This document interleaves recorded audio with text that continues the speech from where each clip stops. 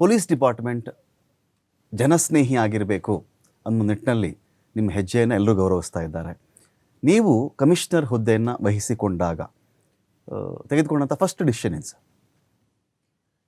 Police ಆಯುಕ್ತನಾಗಿ ನಾನು ಮೇ 31, 2023 ಸರ್ಕಾರದ ಒಂದು ಇದ್ರ ಮೇರೆಗೆ ಪೊಲೀಸ್ ಆಯುಕ್ತನಾಗಿ ನಿಯುಕ್ತಗೊಂಡೆ.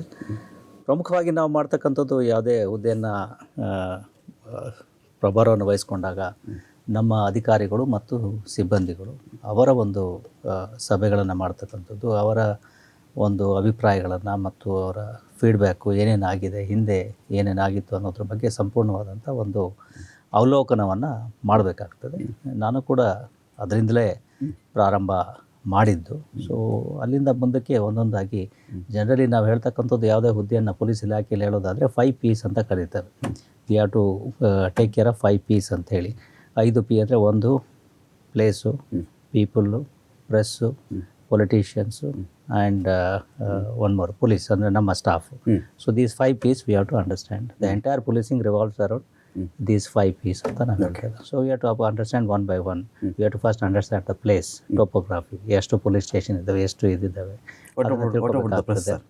ಪ್ರೆಸ್ ಬಗ್ಗೆ ತಿಳ್ಕೊಬೇಕಾಗ್ತದೆ. ಮೀಡಿಯಾದವರು ಯಾವ ರೀತಿ, ಏನು, ಯಾರು, ಎಂತ, ಯಾವ ಮೀಡಿಯಾದಿಂದ ಇದ್ದಾರೆ, ಅವರ ಓರಿಯೆಂಟೇಷನು, ವೇರ್ ದೇ ಕಮ್ ಫ್ರಮ್ ಅಂತಕ್ಕಂಥದ್ದು. ಅದೇ ರೀತಿ we should know the politicians also. ರಾಜಕಾರಣಿಗಳು, ಎಲ್ಲ ಮಟ್ಟದ ರಾಜಕಾರಣಿಗಳು, ಬರೀ MLA ಅಥವಾ MP ಗಳು ಅಂತಲ್ಲ, ಮಿನಿಸ್ಟ್ರುಗಳು ಅಂತಲ್ಲ, but even lower level functionaries also we should understand them, ಯಾವ್ಯಾವ ಪಕ್ಷದಲ್ಲಿದ್ದಾವೆ, ಏನಿದ್ದಾವೆ ಅಂತಕ್ಕಂಥದ್ದು. Then people, because we have to work with the people. ತಾವು ಹೇಳ್ತಾ ಇದ್ರೆ ಜನಸ್ನೇಹಿ ಆಗಬೇಕು ಅಂಥೇಳಿ. ಜನಸ್ನೇಹಿ ಅಂತಂದರೆ ನಾವು ಜನರೊಡನೆ ಕೆಲಸ ಮಾಡಬೇಕಾಗ್ತದೆ. ಜನರ ಬಿಟ್ಟು ನಾವು ಕೆಲಸ ಮಾಡಲಿಕ್ಕೆ ಆಗೋದಿಲ್ಲ. ಈಗ ಬೇರೆ ಇಲಾಖೆಗಳಾದರೆ ಅವು ಬರೀ ಫೈಲ್ ಪುಷಿಂಗ್ನಲ್ಲಿ ಕೆಲಸಗಳು ನಡ್ಕೊಂಡು ಹೋಗ್ಬೋದು, ಸೆಕ್ರೆಟ್ರಿಯೇಟಲ್ಲಿ ಅಥವಾ ಇದರಲ್ಲಿ. ನಮ್ಮಲ್ಲಿ ಆ ರೀತಿ ಆಗಲ್ಲ. ಏನೇ ಒಂದು ಕೆಲಸ ಮಾಡಬೇಕಂದ್ರೆ information has to come from public, problems have to come from public, solutions also have to come from public. So we should understand people also. Plus more importantly police, that is our own staff, our own subordinates. Who are they, what are they, what is their orientation, ಯಾವ ರೀತಿ, ಅವ್ರೇನು capacity ಇದೆ, ಅವ್ರೇನು ಎಷ್ಟು ಮಟ್ಟಿಗೆ ಅವರು ಸನ್ನದ್ಧರಾಗಿದ್ದಾರೆ, ಯಾವುದರಲ್ಲಿ weakness ಏನು, ಸ್ಟ್ರೆಂತ್ಸ್ ಏನು ಅನ್ನೋದನ್ನೆಲ್ಲ ಸಂಪೂರ್ಣವಾಗಿ ನಾವು ಅನಲೈಸ್ ಮಾಡಬೇಕು. ಏನೇನು ಬೆಳವಣಿಗೆಗಳಾಯಿತು ಸರ್ ನೀವು ಬಂದ ಮೇಲೆ?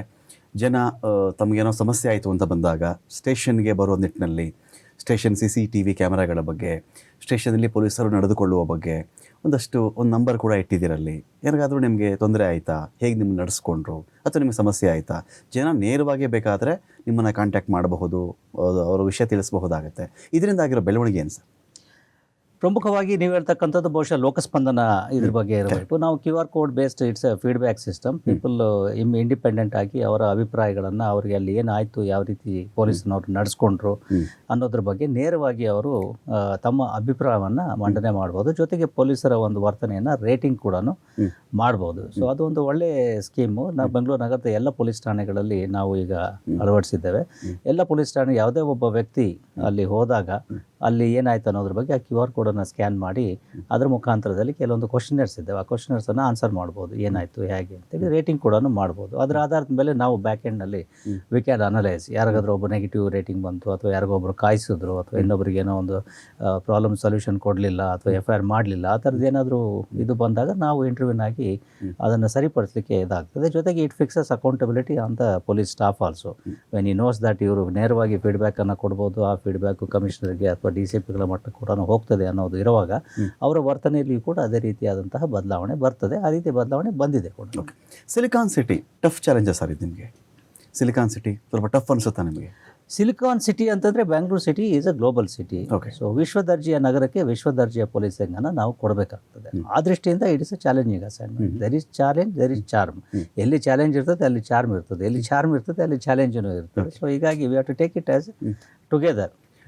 Challenge always come together. 25 years ಹಿಂದಿನ ಬೆಂಗಳೂರಿಗೂ 25 ಇಯರ್ಸ್ ಆದ ನಂತರದ ಇವತ್ತಿನ ಬೆಂಗಳೂರಿಗೂ ಕ್ರೈಮ್ ವಿಚಾರದಲ್ಲಿ ನೀವು ಫೇಸ್ ಮಾಡ್ತಿರೋ ಸವಾಲೇನು ಸರ್? ಕ್ರೈಮ್ ವಿಚಾರದಲ್ಲಿ ಸಾಕಷ್ಟು ಬದಲಾವಣೆಗಳಾಗಿದ್ದಾವೆ. ನೀವು ಹೇಳಿದ ಹಾಗೆ 25 ವರ್ಷದ ಹಿಂದೆ ಇರ್ತಕ್ಕಂಥ ಬೆಂಗಳೂರು ಈಗ ಇಲ್ಲ. ಈಗಿನ ಜನ ಬದಲಾಗಿದ್ದಾರೆ, ತಂತ್ರಜ್ಞಾನ ಬದಲಾಗಿದೆ, ಮತ್ತು ಬೇರೆ ಆಧುನಿಕ ಕಾಸ್ಮೋಪಾಲಿಟನ್ ಸಿಟಿ ಆಗಿದೆ. It's A global destination. IT ಕಂಪ್ನಿಗಳು ಬಂದಿದ್ದಾವೆ. ಈಗಾಗಲೂ ಕ್ರೈಮಲ್ಲಿ ಕೂಡ ವಿ ಸಿ ಚೇಂಜಿಂಗ್ ಟ್ರೆಂಡ್. ಈ ಟ್ರೆಡಿಷನಲ್ ಅಥವಾ ಕನ್ವೆನ್ಷನಲ್ ಕ್ರೈಮ್ಸ್ ಅಂತ ನಾವೇನೋ ಹೇಳ್ತೇವೆ, ಅವು ಈಗ ಕಡಿಮೆ ಆಗ್ತಾ ಇದ್ದಾವೆ. ವಿ ಆರ್ ನಾಟ್ ಅಂದರೆ ಸುಲಿಗೆ, ಕಳ್ಳತನ, ದರೋಡೆ. ಹಿಂದೆ ದರೋಡೆಗಳಾಗ್ತದೆ 25 ವರ್ಷಗಳಿಂದ ನೀವು ನೋಡೋದಾದರೆ ಔಟ್ಸ್ಕರ್ಟ್ಸ್ನಲ್ಲಿ ಹೋಗಿ ಈ ದಂಡುಪಾಳ್ಯ ಗ್ಯಾಂಗ್ ಅವರೆಲ್ಲ ಬಂದು ಫಾರ್ಮ್ ಹೌಸ್ಗಳಲ್ಲಿ ಹೋಗಿ ಅಟ್ಯಾಕ್ ಮಾಡಿ ಹೊಡೆದು ಭಾಳ ವೈಲೆಂಟ್ ಆಗಿ ಅವರು ಕ್ರೈಮ್ಗಳನ್ನು ಮಾಡ್ತಾಯಿದ್ರು. ಈಗ ಆ ರೀತಿಯ ಕ್ರೈಮ್ಗಳು ಇಲ್ಲ, ನಮ್ಮಲ್ಲಿ ಕಡಿಮೆ ಆಗಿದ್ದಾವೆ.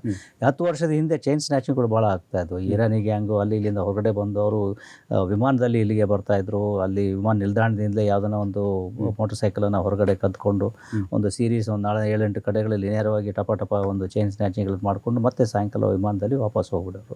ಈಗ ಆ ಥರದ ಪರಿಸ್ಥಿತಿ ಇಲ್ಲ. So we are moving from conventional crimes or traditional crimes towards white collar crimes. Bloodless crimes to bloody crimes to bloodless crimes ಅಂತ ನಾವು ಹೇಳ್ತೇವೆ. Crimes are becoming more and more anonymous, faceless, borderless crimes. ಅಂದರೆ cyber crimes ಇರ್ಬೋದು, cheating, fraud, misappropriation, ಈ ರೀತಿಯ ಅಪರಾಧಗಳ ಪ್ರಮಾಣ ಜಾಸ್ತಿ ಆಗ್ತದೆ. ಅದೇ ರೀತಿಯಲ್ಲಿ ಸುಲಿಗೆ, ಕೊಲೆ ಅಥವಾ ಈ ಪ್ರಾಪರ್ಟಿ ಅಫೆನ್ಸಸ್ಸು ಅಂಥವು ಕಡಿಮೆ ಆಗ್ತದೆ. It's a over all trend, not only in Bangalore, in other places.